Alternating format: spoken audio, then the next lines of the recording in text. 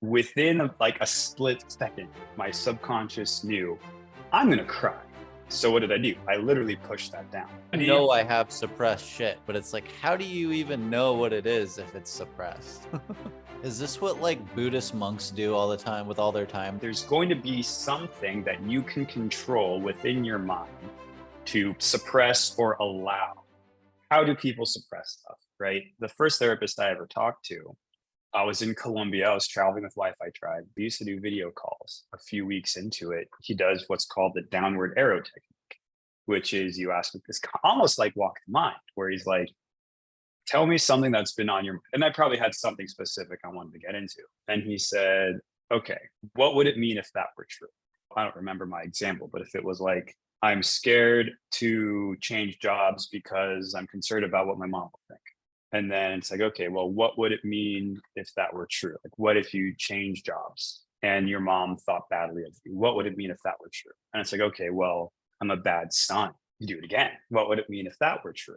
Well, if I'm a bad son, then I'm a terrible person, right? Or whatever. And you just keep going down that rabbit hole until he got to the bottom of whatever we were talking about. And he paused and he's like, all right, Andre, I've got a question for you. Why don't you feel good enough? And literally, like in that moment, at that instant, I felt this huge ball, this huge wave of emotion literally like come up from my gut. And within like a split second, my subconscious knew I'm going to cry.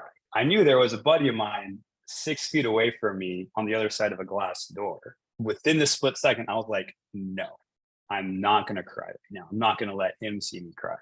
So what did I do? I literally pushed that down, right? A huge ball, huge wave came up and I pushed it down. And I did, you do it by like tightening. Imagine how many times that's happened just like over the course of at least my 30 years of life or any, your average person's, several decades of life. So we keep these feelings in and we push them down. We suppress them by tightening. Again, for me, that's been a physical tightening or like a moving, right? It's a thing we do physically. There might be some like physical triggers or switches or things you can kind of move like internally in your mind that maybe suppress that. Or there's something, right? There's going to be something that you can control within your mind to suppress or allow. Part of what you're going to explore with this is what is that? What are those things? Is this what like Buddhist monks do all the time with all their time? They're like, all right, I'm going to go meditate for 80 days and try to fucking stop suppressing this thing. How do I I haven't studied. know I have suppressed shit, but it's like, how do you even know what it is if it's suppressed? Right. For me, it's finding the things you can control internally that suppress. Real quick example. The ujjayi breath in yoga is if you take a breath, like a normal breath, it just sounds like that. If you do the ujjayi breath, you open your throat and it sounds like if you were breathing with your mouth open.